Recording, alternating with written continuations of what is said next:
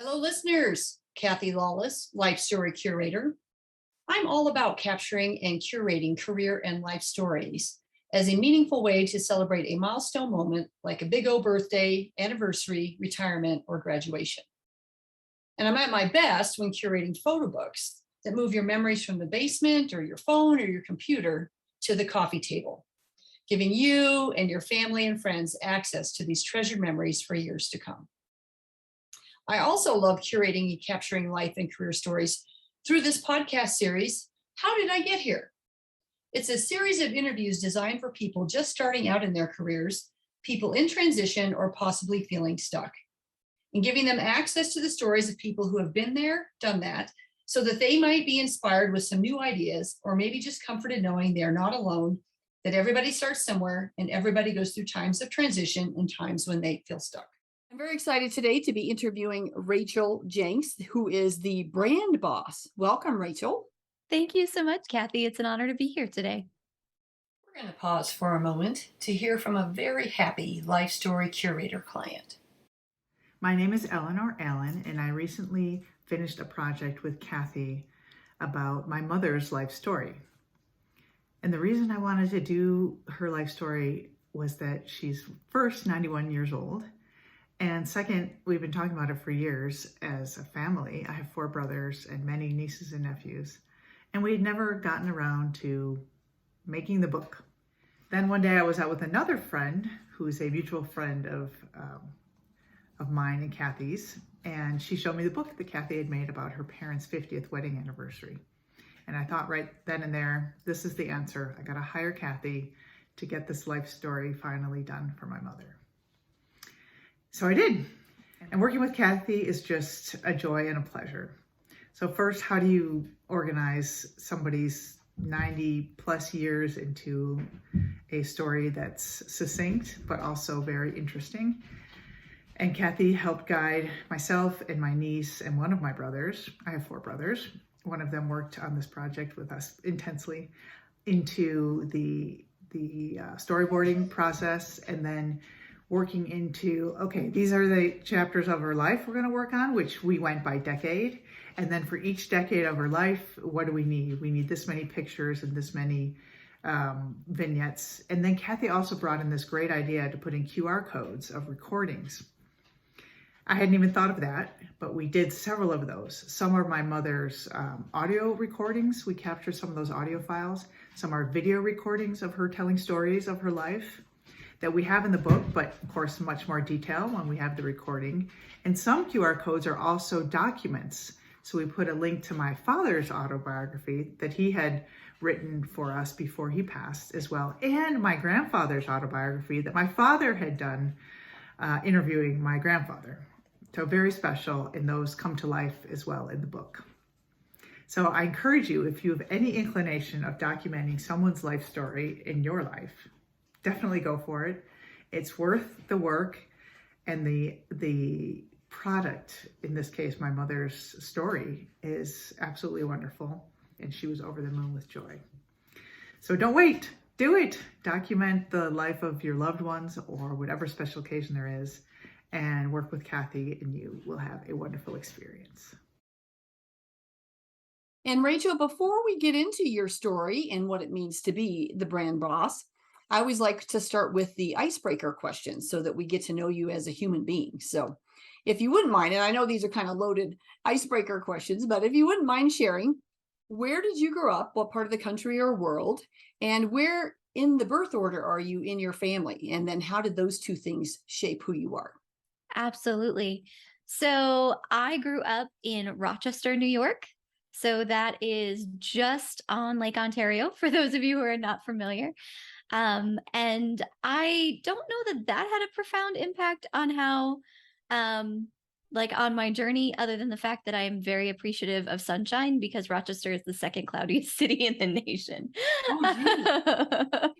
So it is a beautiful place. I had a wonderful upbringing I'm very grateful for, but I definitely also really love sunshine now.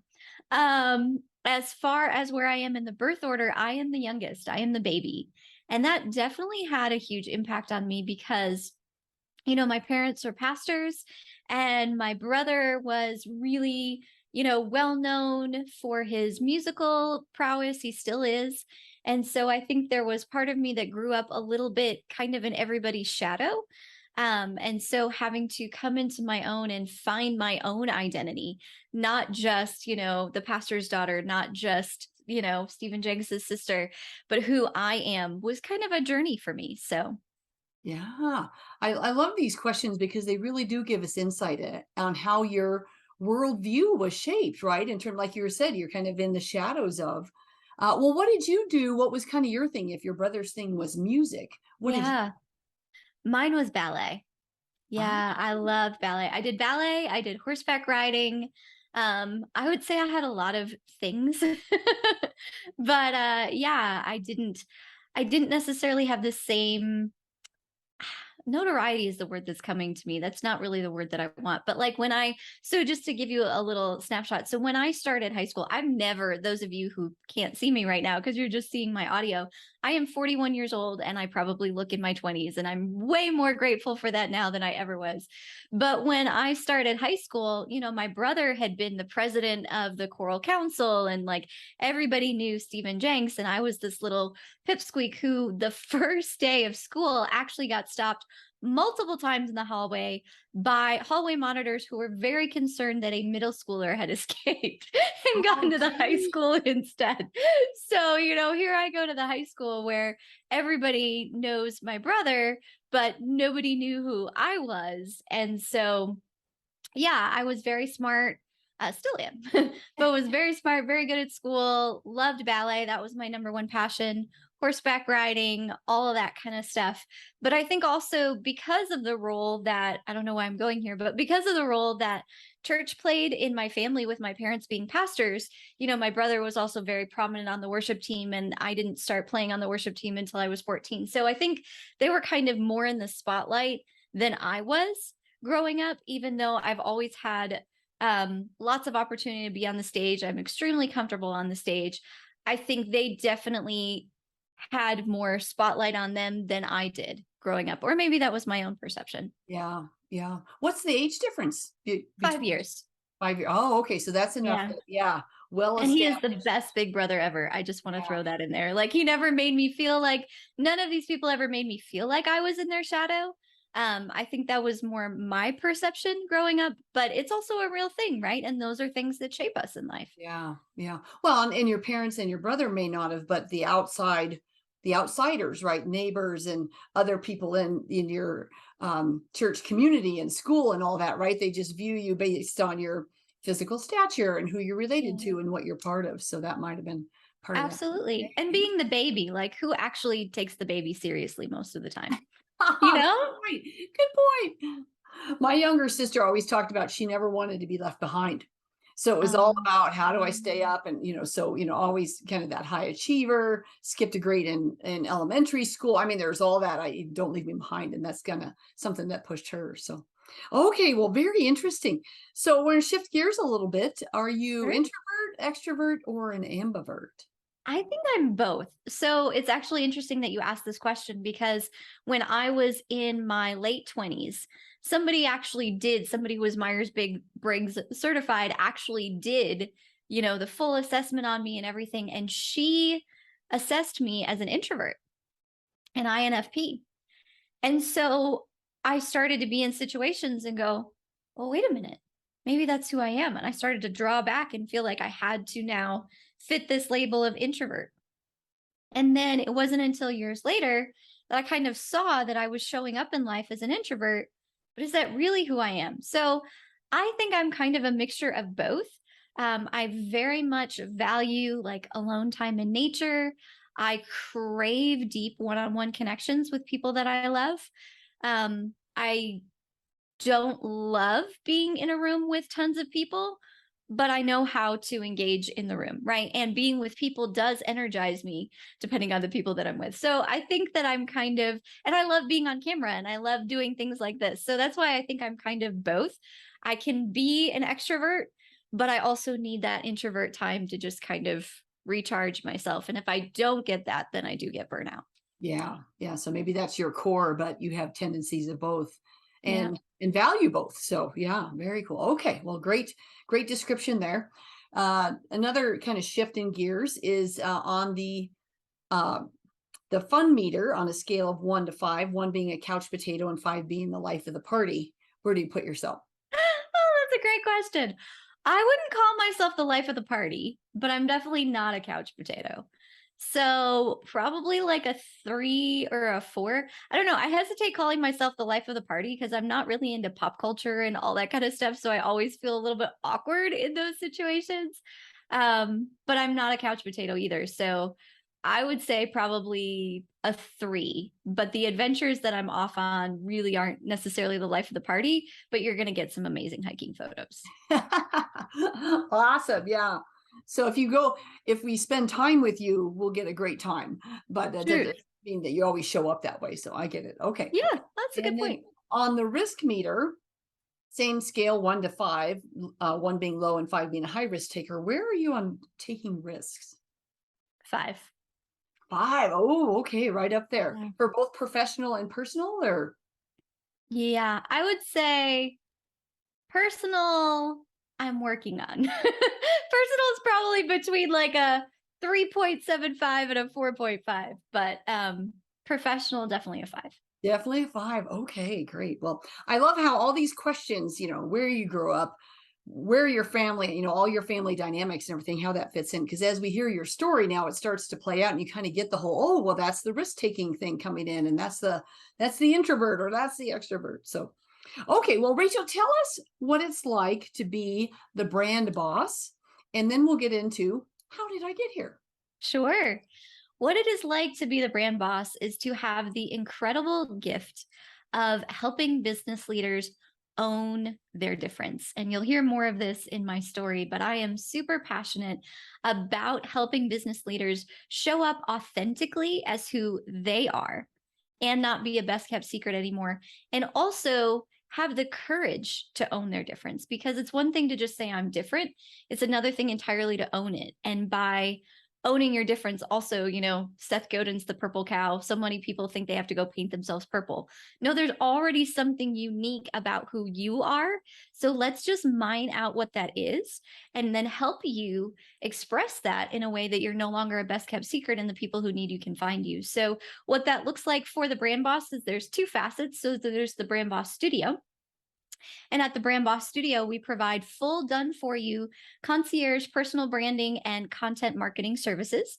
And I very specifically say content marketing rather than social media, because social media has unfortunately become quite a bit a dime a dozen, and everybody uses the same stock photos and the same graphics and shares other people's content, which there's a time and a place for. But rather than build know, like, and trust with stock photos, let's build know, like, and trust with you as a person, your face, your voice, your expertise, etc. Because you're meeting people, you're having conversations, right? You're doing networking, all the things we do as business owners. But you couldn't possibly continue that conversation all day, every day with those same people. There's just not time for it. But your social media can do that. So that's what we do in personal branding, tapping into the authentic identity of your personal brand, and then content marketing, helping you be discovered and build those relationships with the people that you serve.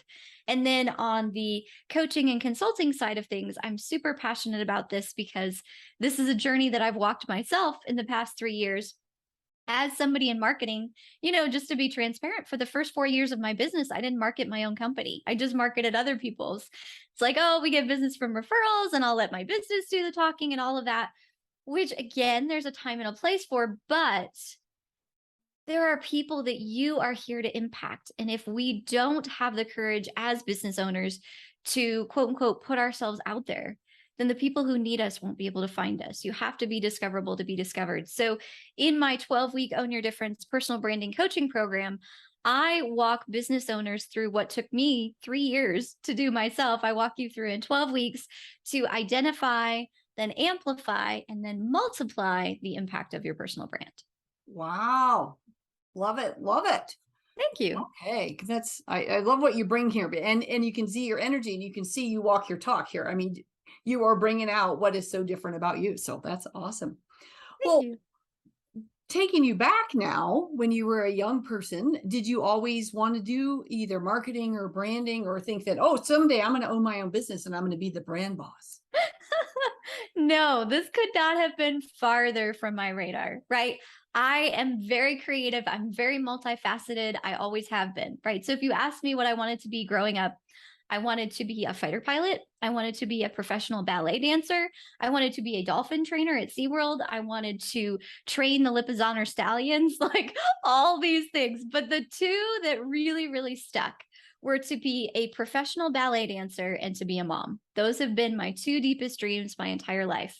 Business was never on the horizon for me, which is funny because looking back, I was very entrepreneurial.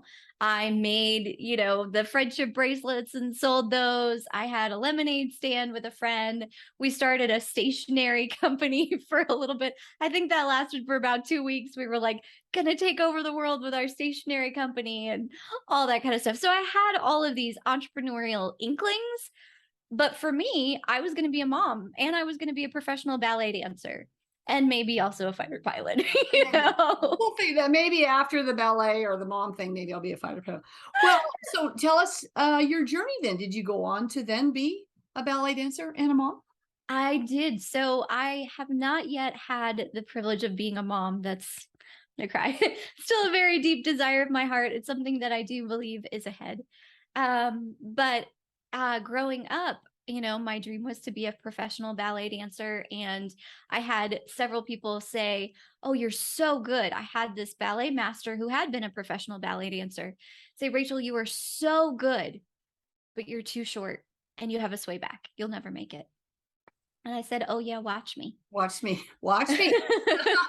And some of that honestly got to a very unhealthy place of perfectionism and eating disorders and all that kind of stuff, that unfortunately accompanies so much of the dance world. And I definitely have that in my story as well.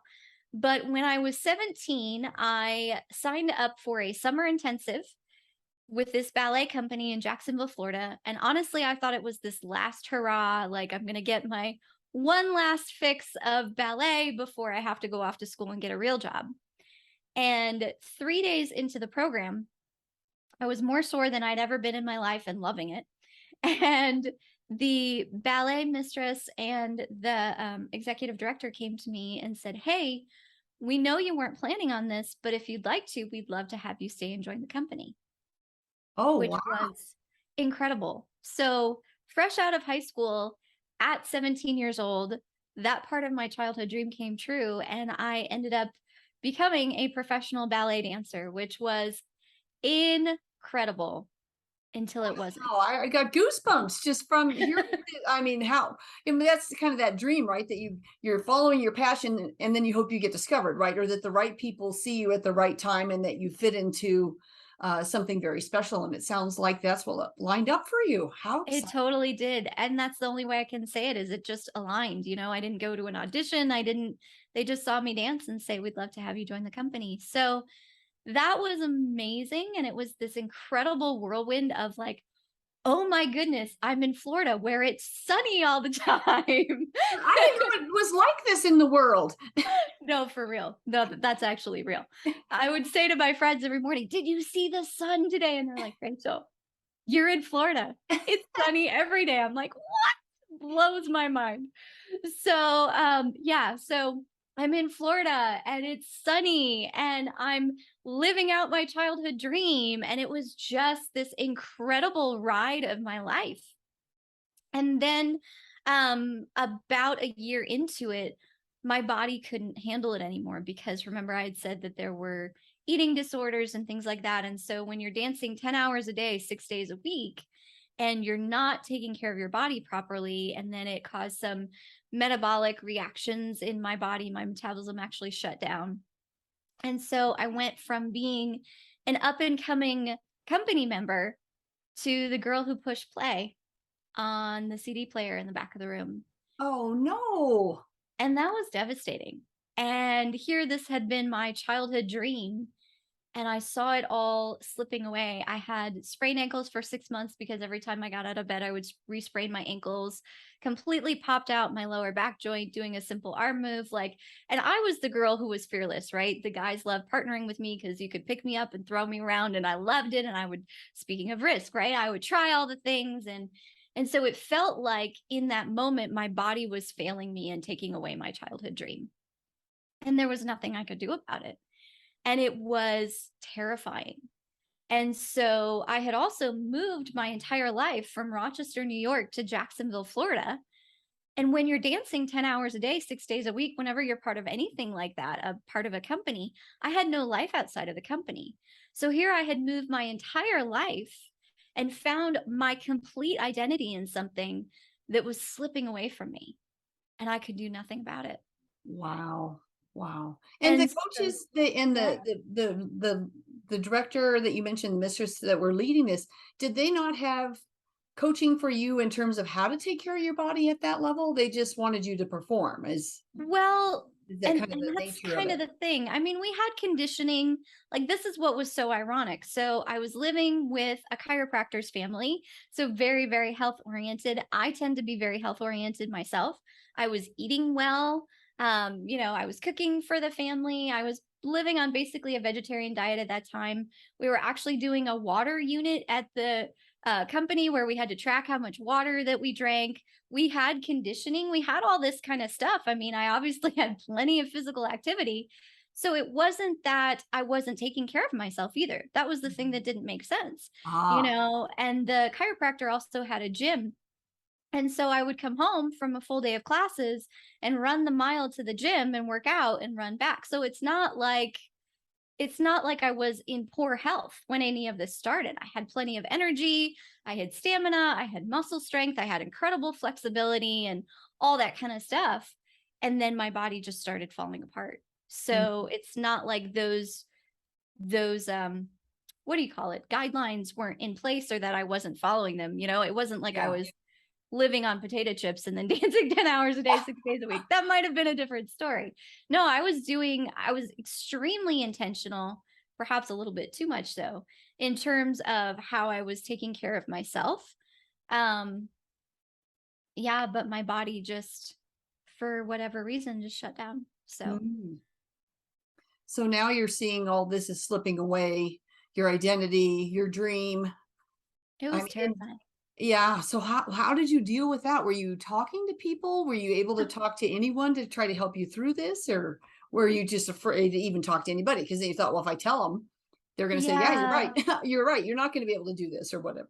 Well, it was a very hard season. I definitely had a nervous breakdown at one point. I'm pretty sure that's what it is. I didn't have that terminology for it at the Mm, time. mhm. Spiraled down into depression. Um, I would like to say that the company was very supportive and the leadership of the company was very supportive, but they were not.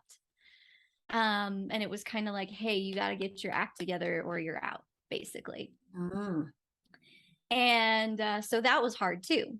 And like I said, I'm also 2,000 miles from my support system mhm.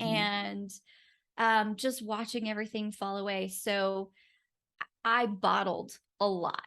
And I think that's why I fell into such a place of depression is I just kept it all inside because I didn't really feel like I did have a couple of close friends at the company who I'm so grateful for. And I'm going to tell you a story about one in a minute that really, I think, saved my life.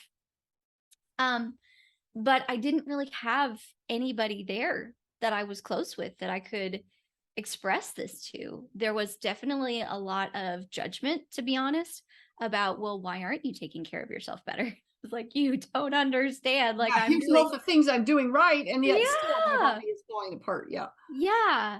I will say that the chiropractor's family was amazing and he definitely took care of me as best that he could. And I'm so grateful for them. Um, but it just, yeah, I didn't have an outlet, so I just bottled. And the more I bottled, the more I just sunk into a very dark place. And so when this started to happen, we were doing a very special piece that my friend Rodney choreographed to the song Iris by the Goo Goo Dolls, And I don't want the world to see me 'cause I don't think that they'd understand when everything's made to be broken. I just want you to know who I am. And to be chosen to be in that piece was a very high honor. And then the music, I'm very like, music has a huge impact on my life. And so that song really became my anchor when everything was falling apart, when my body was falling apart. Like, that was my song. So fast forward about 6 months, and I was pushing play on the CD player in the back of the room, watching somebody else learn my part in that piece that had been such an anchor to me. And I just, like, that was the final blow for me. I just couldn't do it. And I just collapsed sobbing in the back of the studio after rehearsal. And my friend Lacey saw me, and she came over, and I was like, I was sobbing. I was like, I just want to quit. I just want to quit. I just want to quit. She was like, okay, you want to quit? There's the door. Just walk out. You never have to come back again. Go on. Why aren't you doing it? Like, you say you want to quit. Just walk out that door and quit. What's the matter? She said, I know what's happening. There's a voice that's rising up inside of you saying, you can't make me quit. That's right. And don't you ever forget it. And I firmly believe that that conversation saved my life, because I was in a very depressed, borderline suicidal place at that time in my life. And so for her to say that, it was true. Because one thing about me that you're going to hear over and over is, you can't make me quit. Mhm. And that, her reminding me of that that night, just changed everything for me. And so the external circumstances didn't change, but the internal fortitude rose up. Wow. Wow. Again, I got more goosebumps on that. So, okay, so you're not going to quit then. Does your body recover then? You just needed to take some time and then you could get back on stage, or what? How did what's next then for Well, you? So you have great yeah. fortitude, but Yeah. So I wish I could say that's what happened. But it would take about 14 years before my body would begin to recover. oh wow. And so I lost my childhood dream, but I was introduced to the world of entrepreneurship. So, in the midst of this, of course, I have to do something, and I'm clearly not able to do the things I was at the company anymore. And I've got to get a job now. And so there was a lady, and honestly, I didn't know what I was going to do. Speaking of things aligning, they just aligned again, honestly, in a serendipitous way I could never have made happen on my own. Like, the way that I like to describe my life is that God makes the most amazing tapestries, and I couldn't have woven it if I tried. If you look at the back, it looks like all of these messy threads. And then you look at the front and you're like, oh, that's what you were doing. So, and that's really the story of my life. So here I thought that I had lost my dream. I had lost my identity. I had lost all of these things. Well, there was a lady who was an entrepreneur before I even knew what that word was. And she scheduled itinerant authors out of her home. She had a book packing company, and she had an 18-month-old. And she needed somebody to help with all of that. And so she reached out to the studio and said, hey, do you have any of your dancers looking for work? And of course they were like, well, Rachel, what do you think? I'm like, yeah, I think it's time for me to do this. And I still didn't fully leave the studio for a little bit. But I kind of began to get my feet wet in other things. And so I started packing books, changing diapers, answering the phone, like whatever she needed me to do. And very early on, one of the authors in particular took off like wildfire, and he needed somebody to go on the road and do public relations. So all of a sudden that became me. So again, totally wet behind the ears, don't know what I'm doing. All of a sudden I'm flying to conferences and running book tables and, scheduling speaking engagements and all this kind of stuff. And then we took a partnership. This lady and I formed a partnership and took on more clients, and they needed somebody to go on the road. So for about 5 years of my life after that, I lived with my suitcase packed at all times, because I never knew when the call would come in a second. Your flight leaves in an hour. So again, going back to risk taking and just jumping into the moment, like that's me. I'm very spontaneous. I am always up for an adventure. And so it was an adventure for me. Being on the road got very old very quickly. You get real tired of hotel food and hotel rooms and conference centers and all that kind of stuff. But I did learn some incredible things, meet some incredible people. So that's kind of where I went from that. So from professional ballet dancer to now I'm running the book table, right? And again, I will just say that, like, going back to being the baby and being overlooked, like when you're behind the scenes on these big events, you are overlooked and sometimes you're not treated the best. And I definitely have some of those stories as well. So, yeah, that fast forwards me to when I was 25. And then it was time for another transition I didn't see coming. Yeah.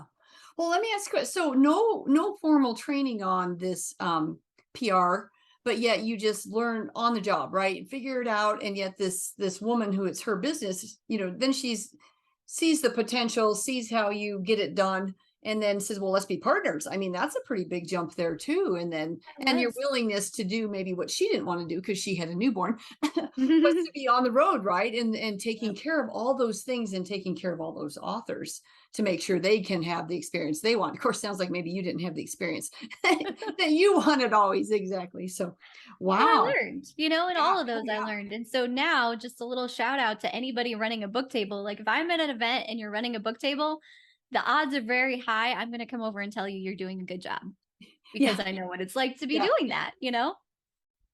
Yeah. And it's about showing up and being there and being happy to be there. Yes, and being gracious even when people are not gracious to you. I learned so many things about customer service through that for Yeah. sure. Yeah. So that kind of got your toe in the entrepreneurship, like you were saying. So where did we go next then? So next we went back to Rochester, New York, which is not what was on my radar, was not where I thought we were going. Again, there were some doors that had kind of started to close that I didn't totally see, didn't really want to see. And I felt like I needed to move back to Rochester, New York, which was honestly the last place on earth I wanted to move back to. But I knew I was supposed to, and so I did. And so I quit my job and packed everything that I had into my car, gave away everything else, and drove to Rochester, New York. So now I was 25 years old. What did I want to be when I grow up? And I have all of this diverse background, and I got to, do PR at some very high levels nationally, but I didn't have a piece of paper. And I didn't really care at that point. I Mm-hmm. was like, okay, what do I want to do? So I had these ideas. I was going to start a smoothie bar in Rochester, New York, where it's winter 6 months of the year. Yeah. Okay. That didn't last long. But that was like my great idea, right? Because I'm just coming from Jacksonville, Florida. So funny to me now.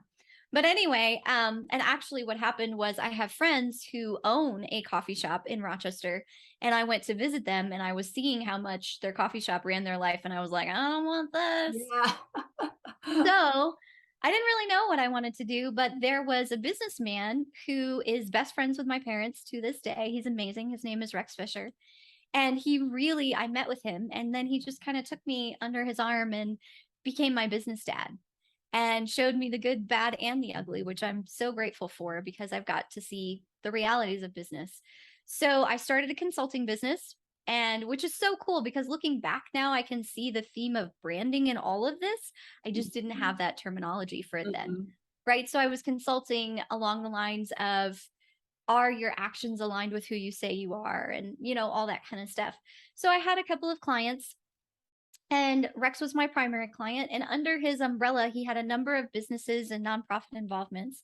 And one of the things under that was that he was the president of the US board of an international organization called Hagar International that was at the time based in Cambodia that rehabilitated women and children who'd been trafficked and took them all the way from the point of rescue. They didn't actually rescue them, but from the point that they got dropped off to counseling, education, healthcare, vocational training. And then the women had the opportunity to be employed in one of 3 different entrepreneurial ventures they had and fully reintegrated into society. It was the most holistic program I had ever seen, pretty much, that was out there at the time. And the more I learned about it, the more passionate that I became.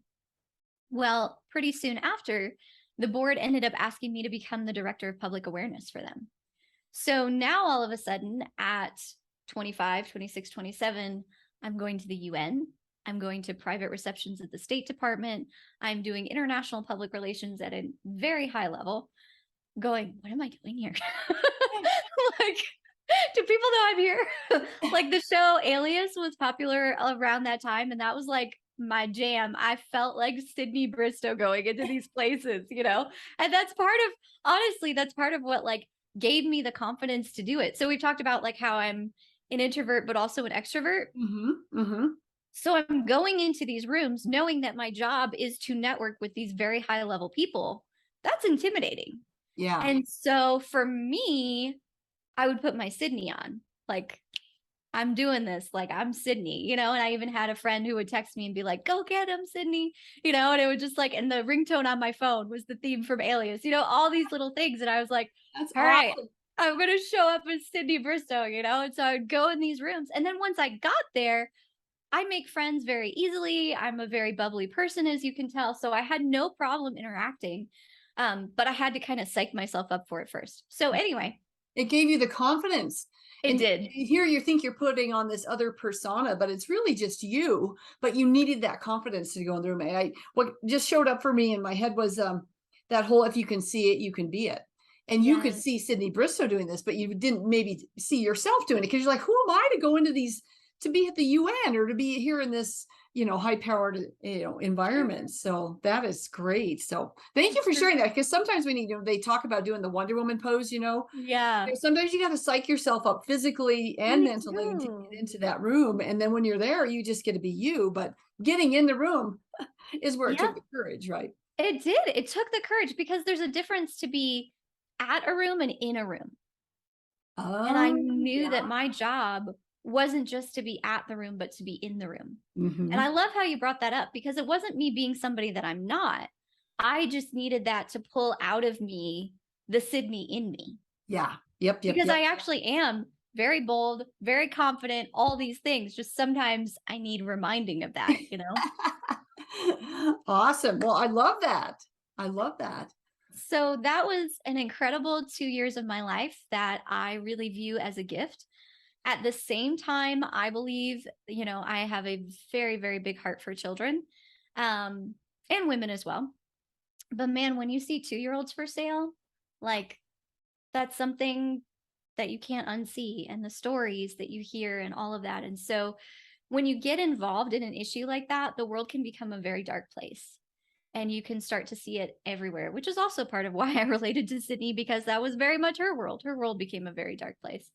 And so after 2 years, that came to a very abrupt end. And again, that was devastating, but I see now that it was a gift. So this is the story. So I had been on the road at that point for about a month and a half. And the tail end of that was time in Cambodia. And I got back from Cambodia, literally walked off the plane, emceed this big benefit concert we were doing for the organization. And the very next day, my business dad, Rex, and his business partner, Truck, brought me in their office and with tears in their eyes, because now it's 2007, 2008, Ah, not good. said, Not good no, environment for anything, right? It's no, and said, Rachel, we love the work that you're doing. But while you've been gone, we've been losing contracts. We've had to let engineers go. We no longer have the funds to put behind what you're doing as much as we love what you're doing. So we're going to have to let you go. And they were crying, and they took me to lunch, and they called me every week. How are you doing? How can we help you? You know, and so initially it was devastating because, again, here was something I had poured my whole identity into, right? For 2 years of my life. I mean, because when you're doing international public relations, you've got to be on Skype calls at 11 o'clock at night. You know, you're hanging out with friends and be like, hey, sorry, this has been fun. I got to let you finish Settlers on your own. I got to go take this Skype call or whatever. Like, and so, and being on the road so much and just I poured all of myself into this, into fighting human trafficking and raising awareness. Cause back then people didn't know human trafficking was even a thing. And so, I had 3 different friends take me to coffee and say, you do know it's not your job to single-handedly end this, right? And I was like, what? It's not? So like, I'm responsible. I see it. I can do right. something. Yeah. Yeah. So that's how invested I was in this. And so then to just have that, like ballet, gone overnight was very, very just jolting. And now I'm 27 years old and I'm not saving the world. What do I want to be when I grow up? And I had to do a lot of soul searching, and I really went through this period. I took about a month off. Thankfully, I was able to, live with my parents at the time. And so that allowed me to be able to do that. But it was just this like, I went for lots of walks every day. I'm like, okay, who am I? Who am I and who do I want to be when I grew up? I'm 27 years old. I have all of this crazy experience. What do I love? What do I really want to do? And so I decided I really wanted to do something in the creative field. Well, back then, nobody would talk to you if you didn't have a piece of paper. So even though I had been doing international public relations at the UN and the World Bank and the State Department, and I had done national public relations for these authors, and I had all of this experience, no one would talk to me without a degree, and I couldn't get a job. And that was a little scary. And I needed to eat and not live with mom and dad forever, and didn't really want to do that as much as I love them. And so I joined a temp agency, and I was very specific. I only want a creative job. Like, that's it. Don't give me anything that's not in the creative field. And at that time, I thought I was going to be a writer. So they give me this lead for a temp receptionist at a production company. And I was livid. I was like, you did not listen to me. I am not a receptionist. What are you doing? Yeah. And they're like, well, we hear you, but we thought this could get your foot in the door. It's like, all right, fine. Yeah, because the production company, creative, you can kind of see it, but yeah, I still was like, I don't know about this, but I'll trust you. So I go to the interview. I look the president and vice president in the eyes and say, I am not a receptionist. I have no desire to be a receptionist. I'm here to join your creative team. And they didn't really know what to do with me. Yeah, but we need a receptionist. Then they said, well, our receptionist is on vacation for 2 weeks. Could you start there? I was like, all right, fine. So I go from saving the world to sorting mail. And I couldn't do it, Kathy. Like, there was no purpose in it for me. And so I was like, peace out. You get 2 weeks. I am done. I'll move somewhere else, like whatever I need to do, but I'm not doing this. So on the third day, they gave me the job of organizing their bios on the server, which I'm pretty sure is a form of punishment in some country, because like 8 hours, what am I supposed to do with my life? So there's not that many of them, right? So I start reading the producer bios. And that's when I saw they had done special effects for Hollywood. They had won national awards. They had consulted presidents, and they had produced and did produce some of the largest sales and marketing and association events in the world. And that's when I realized I might be walking away from a golden opportunity. This temp agency kind of knew what they were doing. you know. So I was like, hey guys, maybe I'll stay. They're like, okay, great. And they gave me this job of sprucing up this PowerPoint, which at this point in my career, I'm very familiar with PowerPoint, but I had not had access to Photoshop. And so as a temp receptionist, I stayed playing in Photoshop until 9 o'clock at night, because it was the first I ever had access to the software. So I put together this presentation, send it off, having no clue that it is a huge sales pitch that the president and vice president of the company are giving to a very large client the next day with no backup plan. Really glad I didn't know that. Yeah. So the pitch went wonderfully. They win the client. Next thing I know, the media director is in my office saying, hey, you really have an eye for this, don't you? And she became the best boss I've ever had. Shout out to Deb Stetzel. And she gave me permission to try and permission to fail. And I said, yes, I do. And she said, do you want another project? I said, yes, I do. And that started about 6 years of her coming in my office with some harebrained project. And I just said, yep, I got it.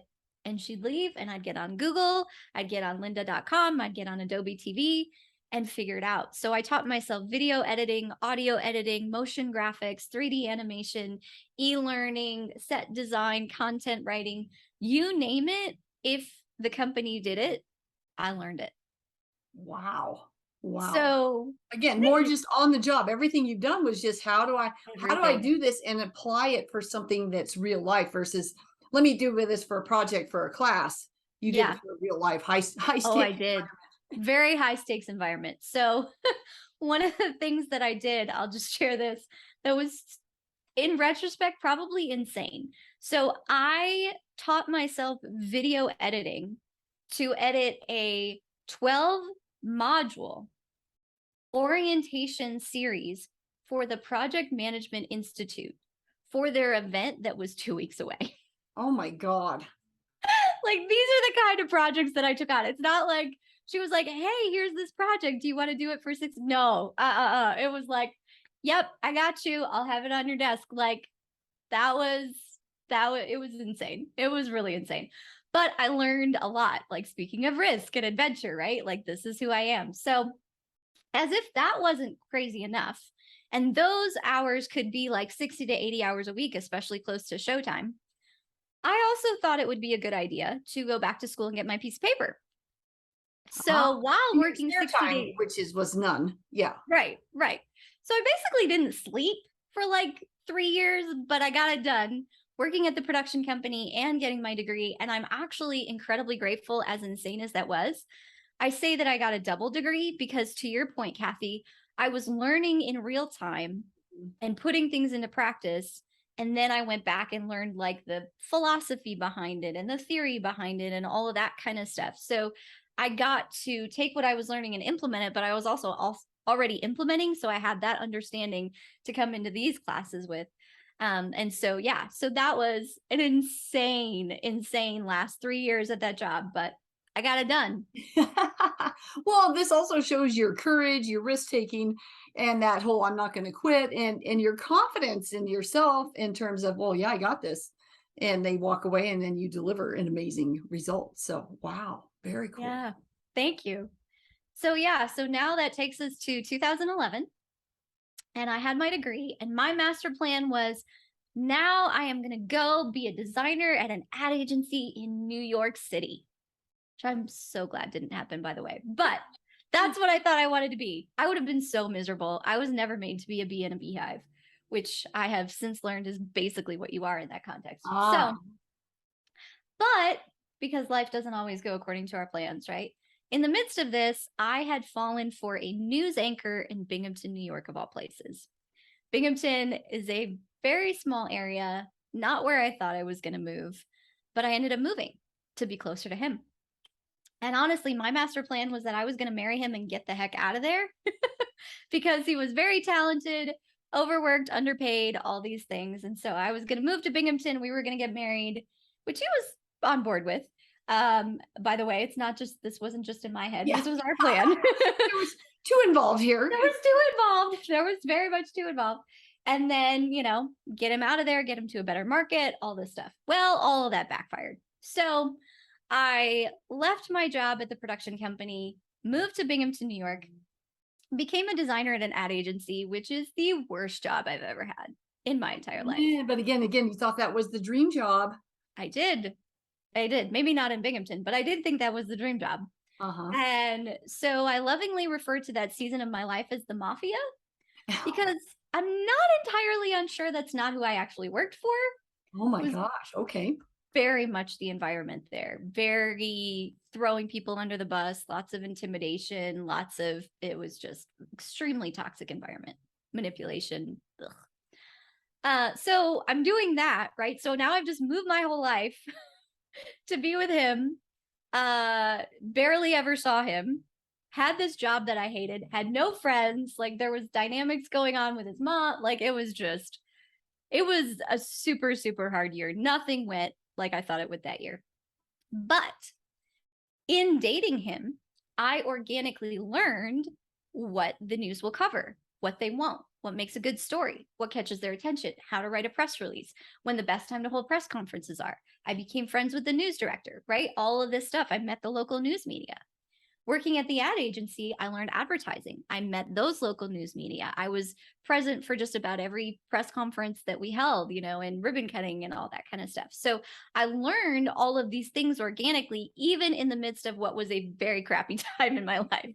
Like, honestly, I went home every day and just cried. I had moved to be with the man that I loved, and I never got to see him. And, and his mom made life very difficult. And I hated my job and I had no friends, and I just cried every single night. I would just come home and just stop. So looking back, though, in the midst of it, I learned such valuable things. And of course, what doesn't kill you make you stronger. And so there was also things that were built in me character-wise as a result, and things that I learned not to do and all that kind of stuff. But just the experience that I had grew in ways that I didn't see at the time. Well, about a year and a half into it, I had a friend who was working in admissions at a local college. And she said, Rachel, please come. I had made friends by then, by the way. That there was some hope. There was hope. You did make friends. Yeah. I did eventually make friends. It took a while, but I did eventually make friends. But I had a friend who was working in admissions at a local college, and she said, Rachel, we're hiring for marketing director. Like, please come interview for this. We need you. And she knew how miserable I was at my job. And I was like, oh, I don't know about that. Because I thought marketing was like data and numbers and research and like not my cup of tea, right? I didn't think it was creative. I thought that was like a tiny piece of it. So I didn't want that job. But she would not leave me alone. So finally, I went to the interview just to get her off my back. And walked right into the dream job I never knew I wanted, got hired on the spot, and all of these crazy, diverse career experiences I've just told you about came together in this amazing package. It wasn't perfect, no job is, but I got to make that job what I wanted it to be. I got to use my PR skills and knowing the local news media and knowing the other local media and learning advertising and producing events and like all these broad spectrum of things I've done just coming together in this amazing package with people I really enjoyed working with and an amazing team of interns that I dearly love that are still friends. So yeah, so that's the crazy like ballerina to marketing journey.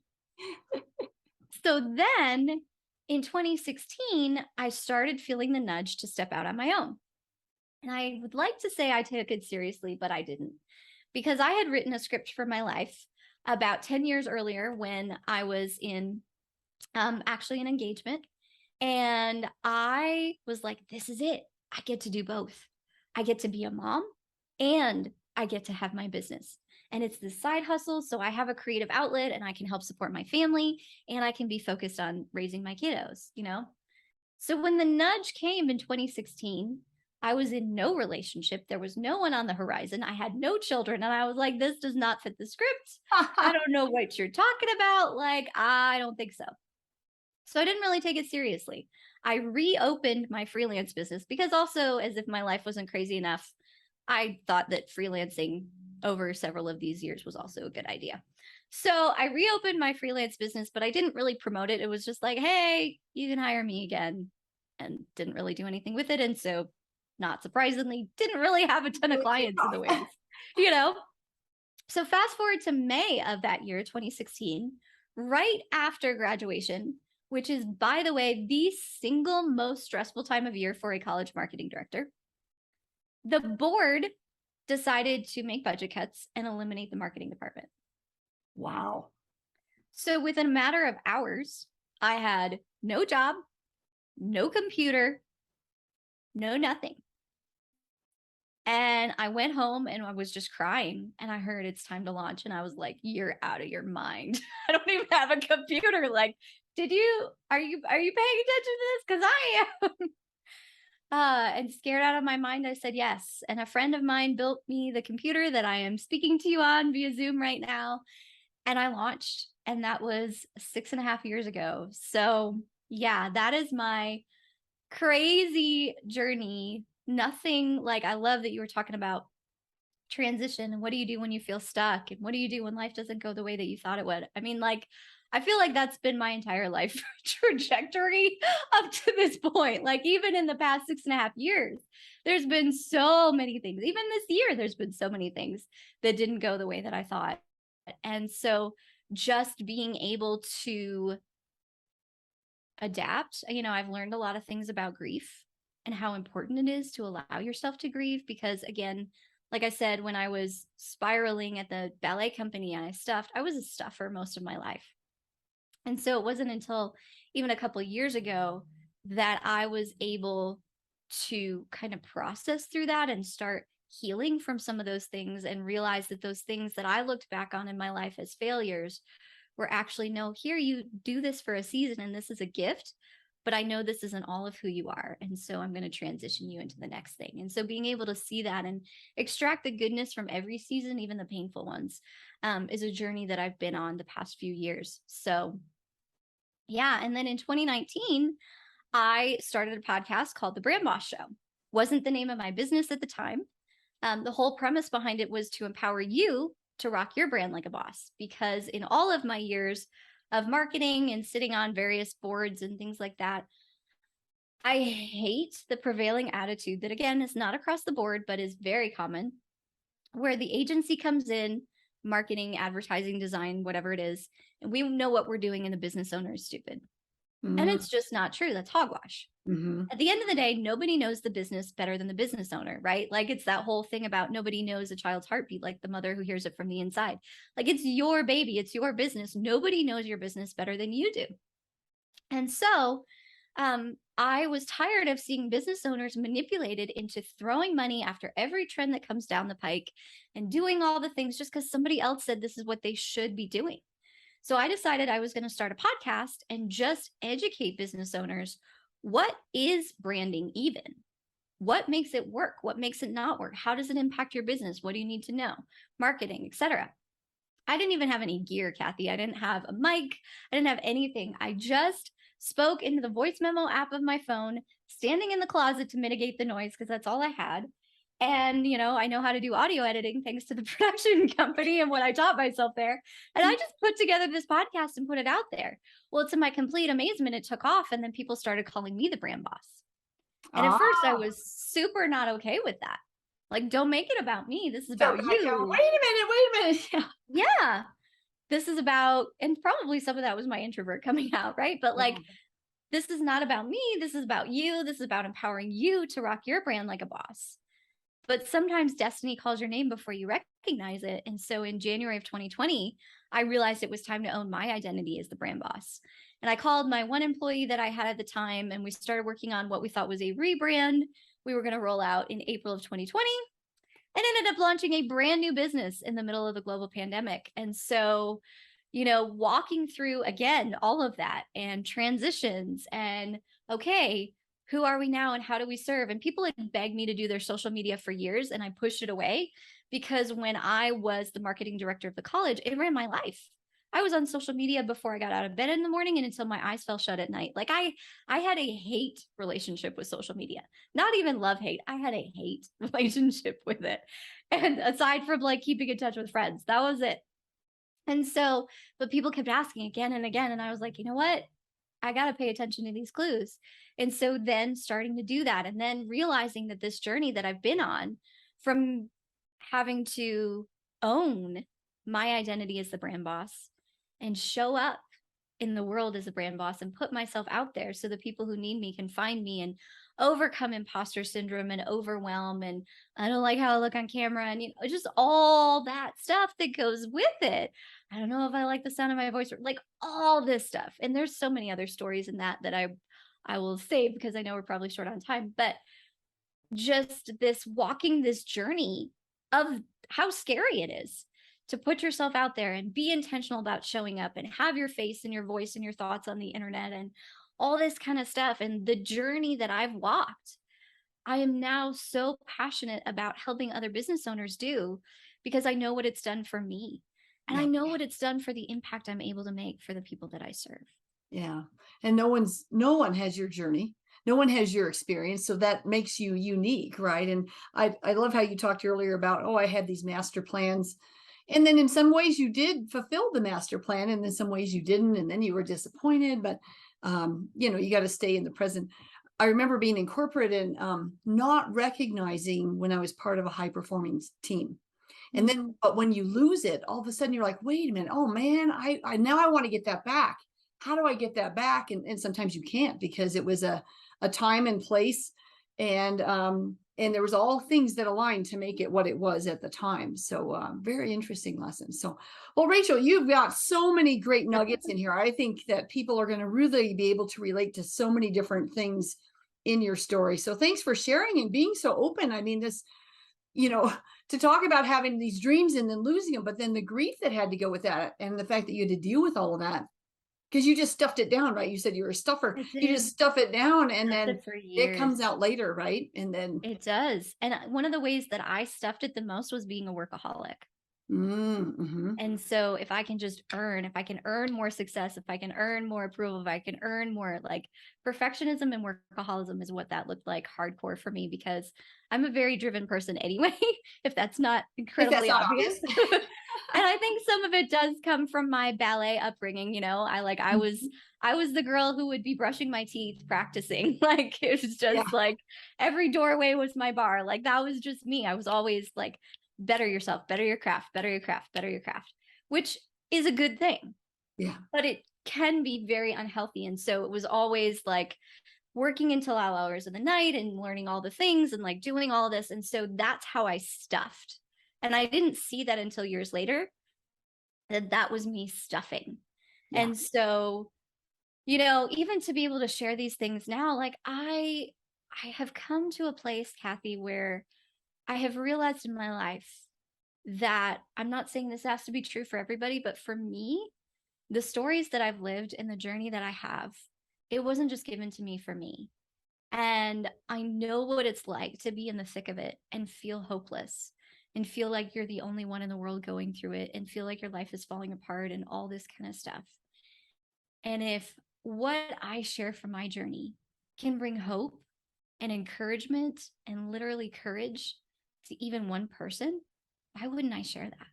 So I am grateful for opportunities like this, even though they're not easy, even though it's like, here's my dirty laundry, right? But if that can help you who are listening to this right now, why wouldn't I share? Yeah.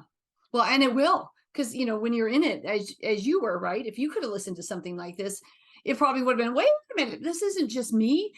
Everybody goes through these times where their jobs end or their dream gets pulled out from under them. I mean, all these circumstances change, but then who am I really? Because I thought I was a ballet dancer. No, I thought I was PR. No, I thought I was nonprofit. Yeah, saving the world. Yeah.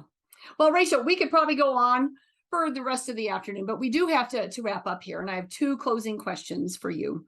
One is, when you look back on your career and your life, what do you think served you best? Was it a strength, a discipline, a character, a habit? What do you think served you best? Two things: perseverance and figuring it out. You've heard a lot about my perseverance. And, the entrepreneur journey is like that. Career journey is like that. Life is like that.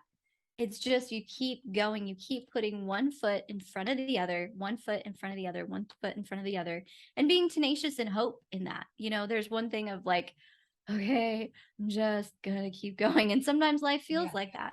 But when you can have eyes towards a better future and keep going, that's powerful, because now you might not see it yet, but you're continuing to make steps, and the compound effect will pay off. You will find that you are heading in that direction. And then the other thing, as far as figuring out, everything in my life, as you've heard, I learned on the job, even ballet, right? Like, how do any of us learn ballet? You learn it as you go, right? So everything in my life I have learned, I have figured it out as I go. And I think that sometimes we can get stuck and go, I don't know how to do this.